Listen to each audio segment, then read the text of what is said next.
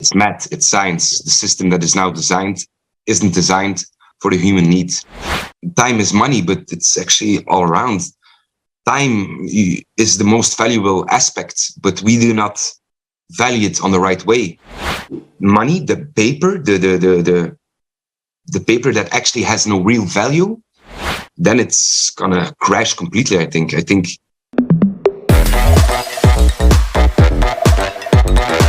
Hello, dear viewers. My name is Jason, and today I would like to welcome my co-host, Olga, and our guest, Ian from Belgium.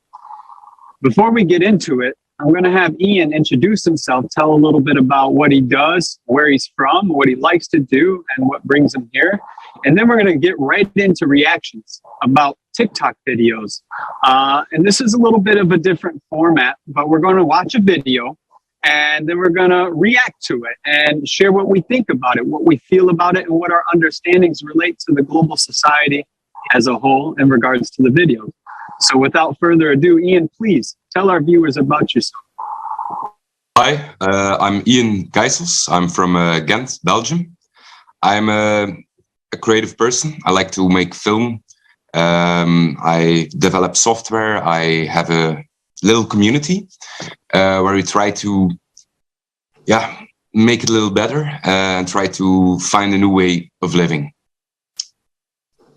Like to live, like to do beautiful things, and I'm curious. I discovered Creative Society and I try to join the movement and the idea. Thank you. Thank you so much, Ian. So much. I just want to ask you a word, since I see how Ian a little shy for our viewers, that he's actually a very extraordinary person, because Ian is an entrepreneur. He's founder of the nonprofit association Collective Stories, Wishman, Klimoaten, and Ghent Reviewer. He's also manager at Shanti Ghent and developer of vcreation.be. And as Ian said himself, a Ghent phenomenon. Thank you so much for joining. So since you already mentioned that you were impressed by the Creative Society, can you tell our viewers what did you find so cool about this project and how did it inspire you? Well, I think I was searching the internet. I think we all do, looking for an answer, a better way.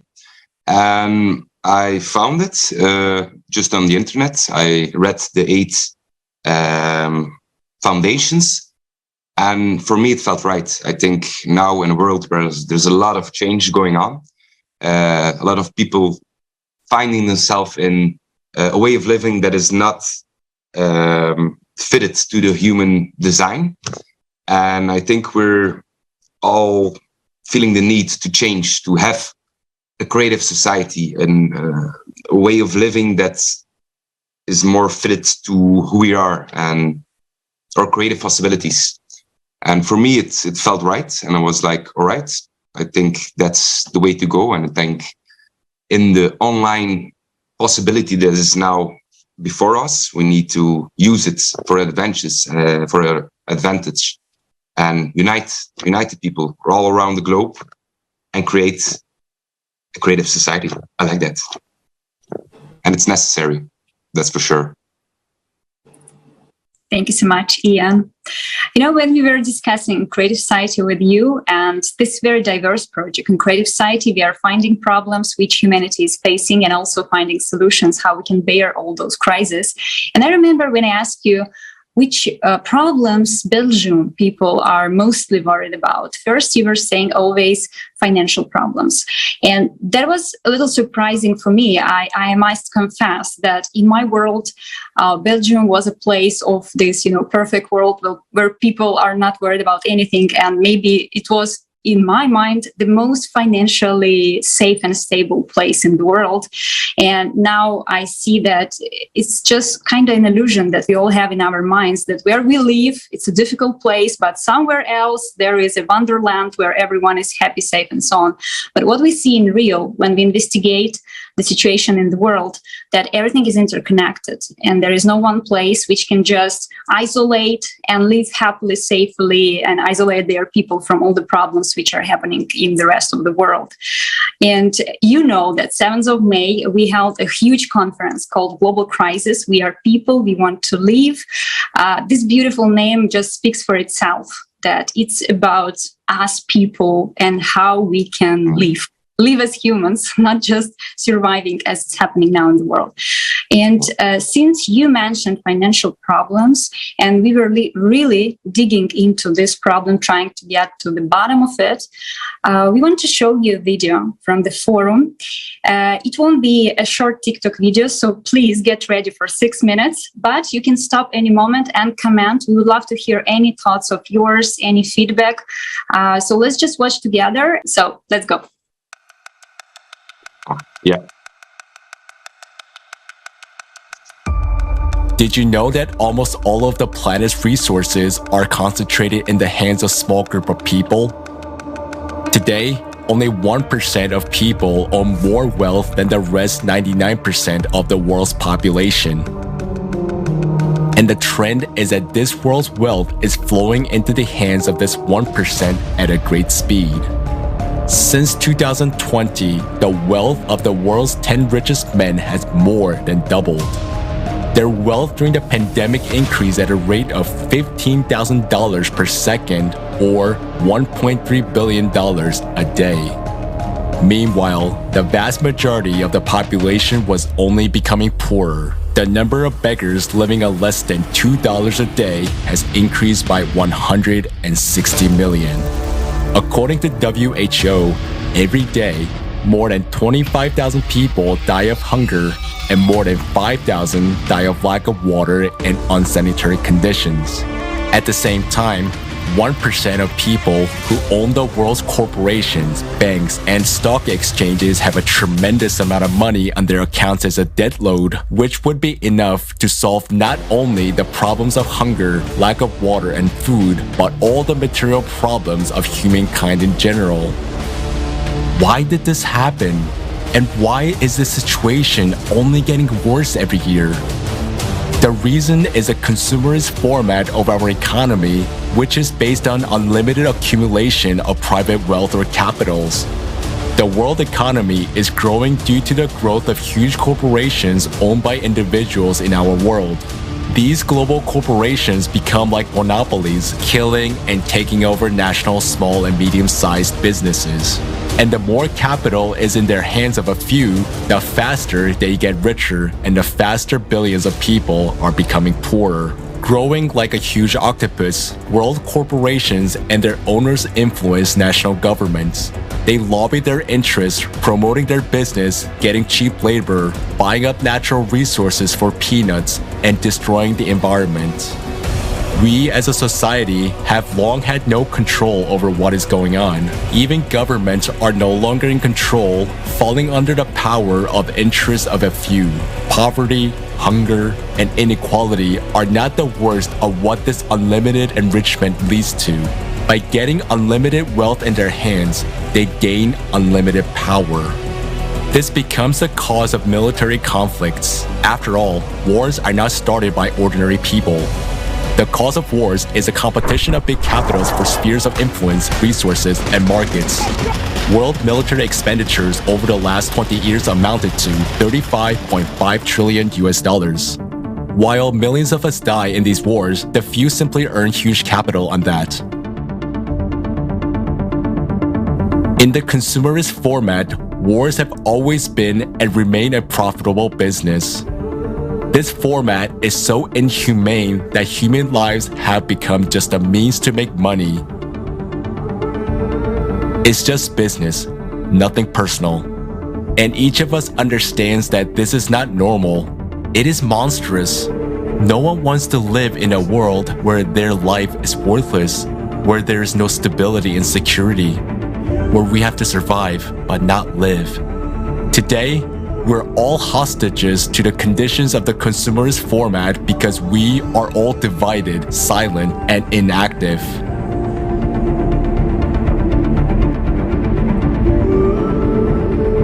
Nice. In order to change this, it is necessary to change the format itself, that is, to build a creative society. A society where the life of every human and the provision of their needs come first rather than the interests of the 1% of people. However, we can only build creative society if we unite. And our key step to change this inhumane economic system is to limit wealth. That is, we will set wealth thresholds. And as the entire society, we will determine that limit. This will make the endless race for enrichment pointless. This will bring the economy back to its normal purpose of providing everyone with decent incomes and all the necessary goods and services anywhere in the world. Limitation of wealth will help us to redirect funds which are now kept in the accounts of a few individuals towards solving real problems of humanity and development of society. This does not mean that if a person has earned a certain amount of money, he no longer has the right to work. He has. But the super profits will be allocated to the needs of society. It will be prestigious to benefit society by developing one's own business, directing super incomes into the development of urban infrastructure, education projects, healthcare, technology, and science. By limiting wealth, we protect ourselves from usurpation of power, from the influence of corporation on production, finance, mass media, new technologies, as well as other key spheres of society. And this will benefit everyone, ordinary people, entrepreneurs, and even those who now own large capitals. Businessmen will be able to live without fear that some laws might be passed that will destroy their businesses. They will no longer be afraid of their business being taken away by global corporations. And they will simply stop worrying for their lives and the lives of their families. Limitation of wealth will free up funds to help implement the creative society concept.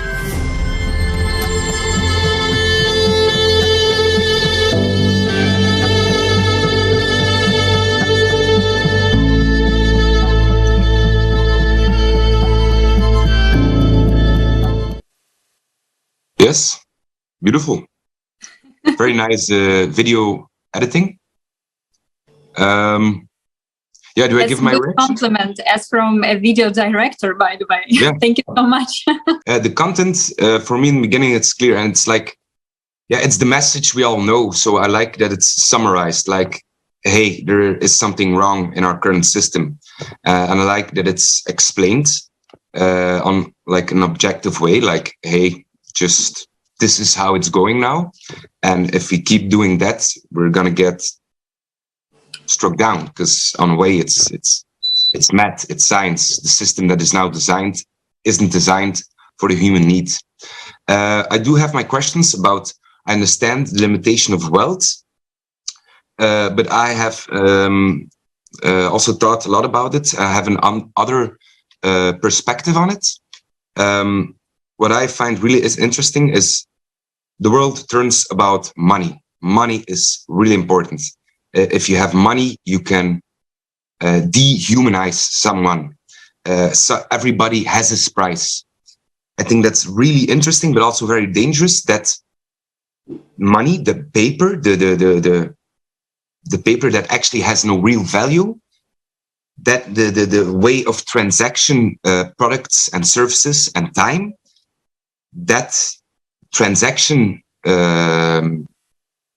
meaning, the transaction currency, has taken over. On a certain point, it was backed by gold, because that's the thing. Money is backed by gold, but from 1971, it's abolished. So now money is on its own. It's actually, if you really do the analysis, it's like we have how do you call it, fiduciaire.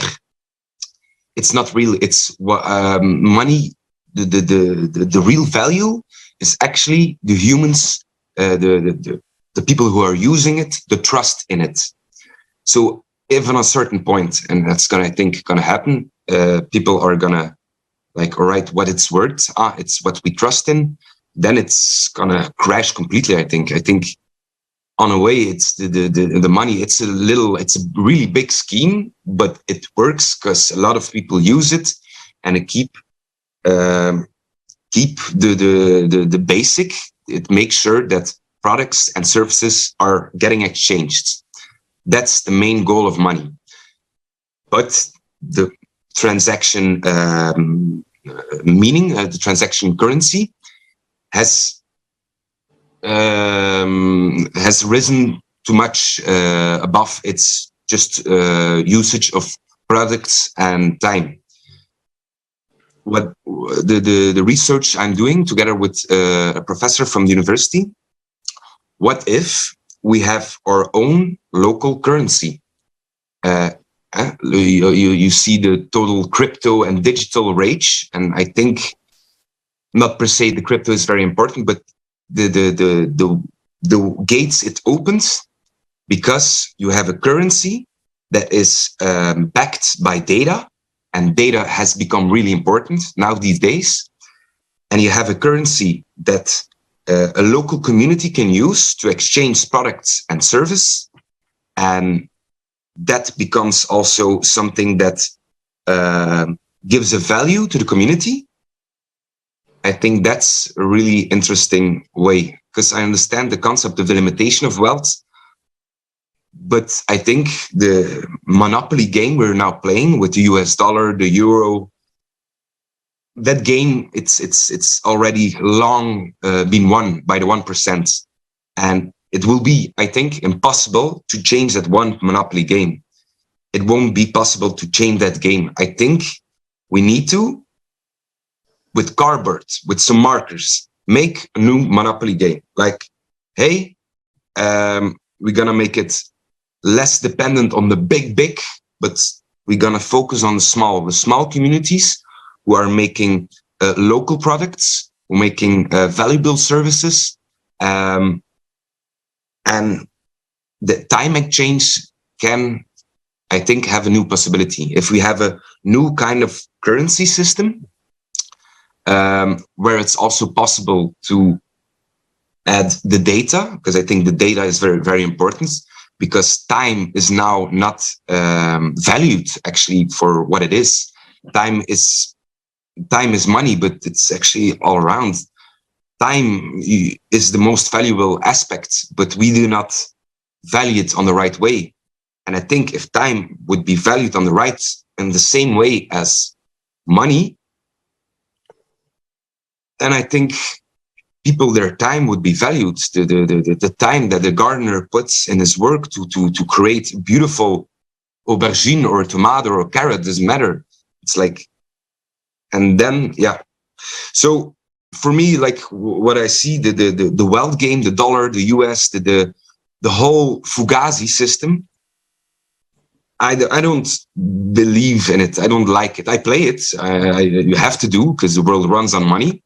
I play the game smart. I put some investment and made some really nice things. But for me, it's like I really want to go towards a society where the local coins also have the possibility to maybe see, like, what I used to do. I had a paper, so the money, and I write down my name and for where you can use it. And if you have like a coin where you can see, all right, this coin went to this person, this person, this person, and this created a whole exchange of services, products. And you can see, all right, because this coin circulated a lot, it made sure that this project has been created, that these services has been placed. For me, I think that's really interesting way to go. I think if we create our own local digital currency, then we don't need the big banks, then we don't need the big corporations, then we don't need the big ones, because we have little beautiful communities who can provide, who can make their own food, make their own clothes. And of course, we still need some big companies, but then it would be like, all right, so we have everything in our beautiful little society. All right, we need a car to transport some stuff. All right, okay, we can exchange a little bit of our currency and on the way sell it to $1, €1, but then I think that would be a different verhouding. I don't know the word, the different comparison, because we wouldn't be that dependent of the money or the big corporations, or would have our own local community backed with local currency. So yeah, that's something I just dropped. Thank you for sharing that. There's many people, that have come up with ideas of how to change this construct from a imaginary dollar to something different. But what's really interesting that I know from my insights and experience, and being with the Creative Society for some time and talking to people, is that if the construct is changed to the value of human life, everything changes. It doesn't matter what the dollar becomes, or what it represents, or what this coin, or what this crypto, blockchain technology turns into. As you said, everything's data. And if that data is driven by the value of human life, then every vector of our society all around the world will move in that direction. The limitation of wealth, though, is an interesting concept for me. And watching this video, I recalled that I had a problem with it initially. And I had a problem with it because, there is this idea that if you fight to pursue money and you earned it spending your time and attention, it's mine. I earned it.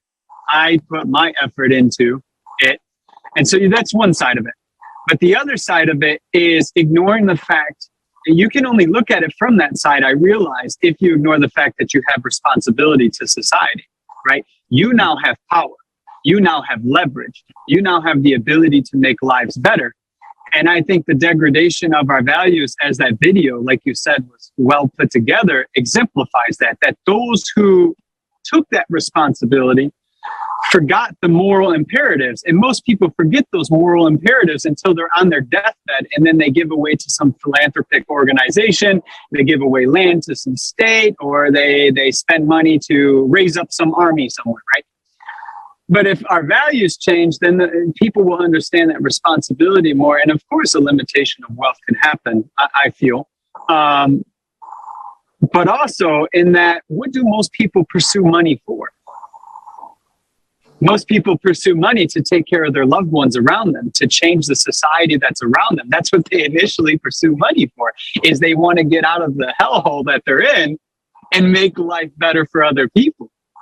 So it's almost like the entire project. It's funny when you look at it from that direction, and you have that understanding or have that experience, as it was shared with me.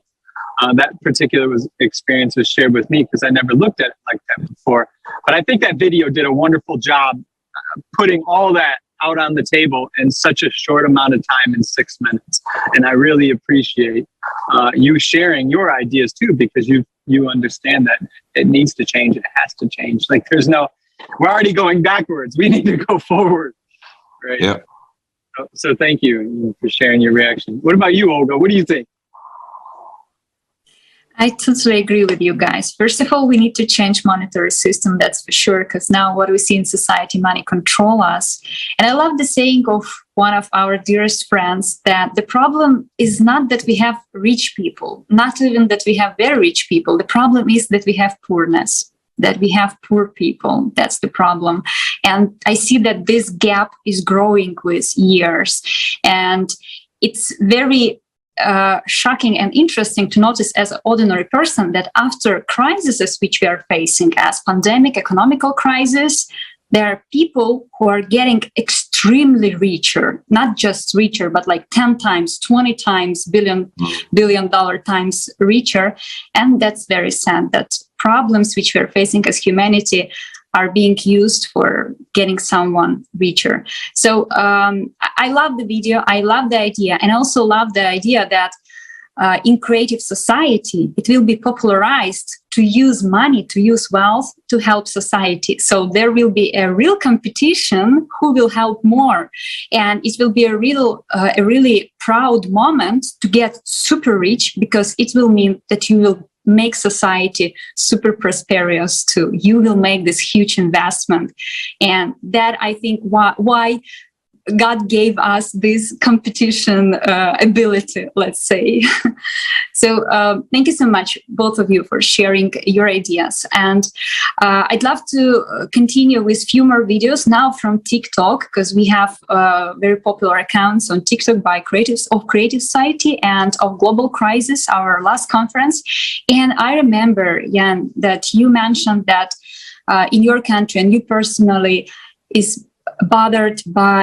bothered by ecological problems. And we have a huge topic over the forum about ecology and how really we people influence our planet. So let's watch a short one, and I just want to hear your thoughts. Yeah, we have a lot of ways to destroy our ecological health, which we were using successfully as people, all of us. We will watch just a small one example.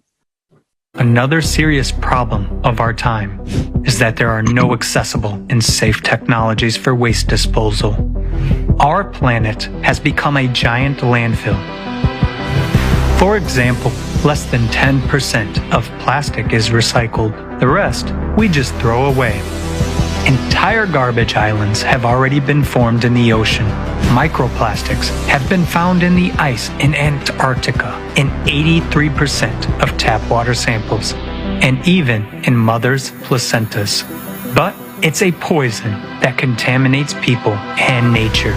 At the same time, the production of plastics is constantly growing. The volume of the global plastics market in 2020 was about $580 billion. What do you think, Ian, of that real quick? Let's record that quick reaction. Yeah, Was those facts astounding to you? It's always very hurtful to see how we handle our planets. It goes back to me to that consumerism, the mentality that's I don't like it. We have a beautiful planet. We need to take care of it. I think it's back in big corporations that have massive influence, but I think we as a world have the responsibility to fix it, and we did beautiful things. We fixed the ozone layer by we made the worlds cooperate together, but it's saddening to see that it's still happening. And I think we need to take action. I don't think we need to wait. We need to make people aware, make sure that we have a plan ready to go, and we have not the polarized idea of climate change is not good. We just need to make sure, like, we've got to listen to science. There are problems we're gonna face in our future. I need to fix it. I think always. I couldn't agree more. What do you think, Olga? Yeah, I just want to share that for me, when I learned that only 10% of plastic is being recycled and everything else is just going to landfills, I was shocked, because I was recycling plastic for a year, very carefully washing all the yogurt bottles and so on. And then this information. Yeah, did you know that plastic recycling is also one of insecure areas of our life? I'm really not fond of the plastic, right? We're in Ghent, we're like busy with it, doing like little projects, but it needs to be fixed on the bigger hand. I think like plastic, we really should abolish it.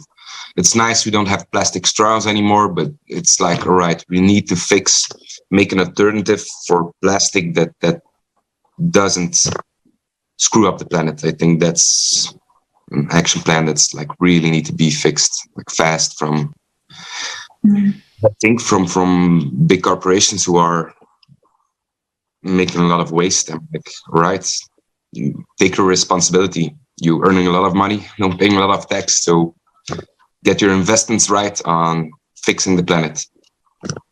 Yeah. We are coming again to the roots. If human life was the first value in the society, that wouldn't happen, because it wouldn't be just about pay us fine and continue doing what you're doing, right? No, it will be like, if you're spoiling humans' health, if you're spoiling the health of our planet, you should stop. Otherwise, like, the society will take action. Not just a fine, not just, I don't know, signing some document or giving a bribe to someone. No, it should be very strictly controlled. And for that, we need a transparency. We need awareness of society, so no one can pass by just thinking that it's not related to him. This problem nowadays is related to everyone, every human in the world. Thank you so much for saying that we need to raise awareness. This is exactly what we are doing now in the creative society. That is why we are showing all these videos and information about which problems we are facing, because until we are aware, we won't be able to bear it.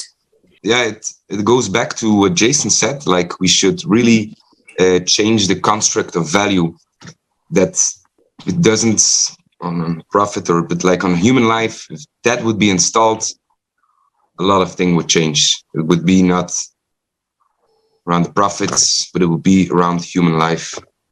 So yeah. Well, call me an altruist, but I engage in business too, okay? And when you engage in research and development and analysis of the markets you're penetrating, okay, you're trying to find out who your customers are. So to me, I want to give value when I conduct tree work. You know, you're an entrepreneur as well. You want to bring value. So to me, it should already be in the equations. But if that's not like well practiced in society and it's only in a small niche of people, then of course we need awareness to bring out the values that we're talking about today. So people can go, oh, hold on a second. Yeah, that's right. We used to operate that way. We used to improve upon our products. There used to not be a degradation of things, and move forward, right?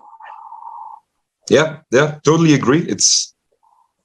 I like the idea. You just need to the construct of value. We need to change that. That's I think the root of a lot of problems we're now facing today.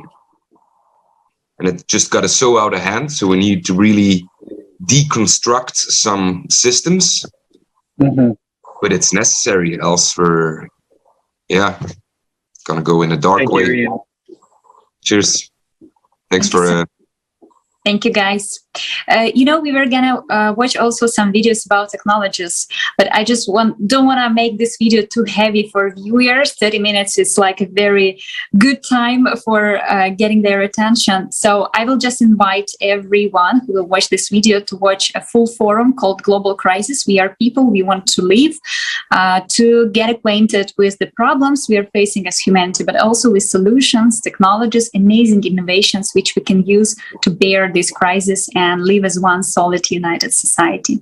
And now we'll watch just one last short video, a little of motivation from Sasha Stone from US, also from our TikTok account. Many good people in the world today, arguably 99% of human beings are good people, and yet all around us we're seeing insanity prevail. And that is because, to repeat that old adage, all it requires for evil to prevail in this world is for enough good people to do nothing. True.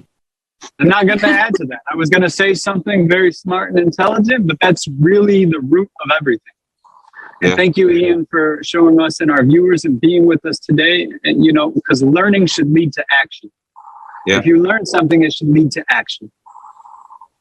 Yeah, I think indeed it's sometimes difficult to engage or to see a whole world that's going to shit and like, all right, but how can I help? And I think it's always in the little things, just really, really small things, just helping people, like, how you doing, getting more connection. I think that's a way, and I'm also very grateful of the creative society that I found it, like, all right, indeed, let's do it, and we can do it together, and you're not alone, and let's just begin with little things, learning things, talking to each other, and trying bit by bit, making the world a little bit better. If we all do that, I have hope. I do have hope. Thank you so much, Ian. I just want to add that, if people, let's say, with bad motivation can unite in this world to create some stupid system for us, some rules to control us. Why not good people with good intention can unite to build something beautiful as the creative society? I think united we can. Yeah, totally agree. You know, I recall a billboard before we leave, and I really think it's applicable to the whole thing. We are inspired by the possibility. That's true. Yeah. Thank you so much, everyone. Thank you, Ian, for joining us today, for your beautiful intentions. Thank you, Jason, for co-hosting. Thanks to our dear viewers, and see you on Creative Society. Thanks. Cheers. Oh, I really like that. We have so much possibilities when sometimes we're outside, we're just meeting with people, we're like, all right, this is it. Why? If I turn on my television, there is so much hate and pain and misery. We all know it's not necessary. The perfect opportunity to really dare to try to change the world a little bit. I think now is the perfect time.